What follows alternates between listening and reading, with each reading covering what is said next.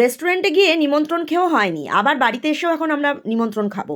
অরিন্দা আসার সময় আইসক্রিম নিয়ে এসেছে, এখন জমিয়ে আইসক্রিম খাওয়া হবে। কালকে ডোডোর স্কুল নেই, আবার ওর মায়ের অফিসও নেই, এখন জমিয়ে আমরা আড্ডা দেবো আর আইসক্রিম খেতে খাবো। হবে না, তুই বাড়ি যা, আমরা ঘুমিয়ে পড়বো। যা চলে যা, দরজা খুলে দিচ্ছি বাড়ি। কেন? আমাকে এখানে আইসক্রিম খেতে পাঠিয়ে না না, তুই বাড়ি যা, বাড়ি যা। এই না কেন? আইসক্রিম খেতে আর ঘুমাতে পাঠিয়ে দাও।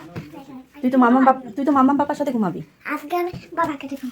ওর কিন্তু আজকে মতলব ভালো নেই, ও আজকে ম্যাকডির সাথে ঘুমাবার তাল করছে, দেখছো? বলছে বাবার সাথে ঘুমাবো।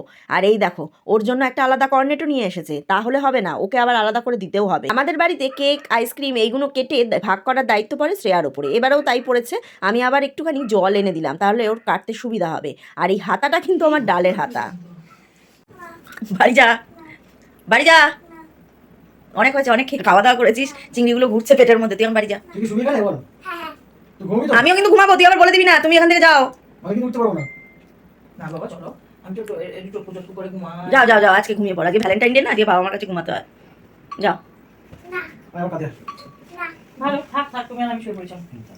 হ্যাঁ, ও তো আমাদেরকে একদম। ও তোমরা কি আবার রাত্রিবেলা কিছু আনাবে দেখি খাবার দাবার? কি করবি?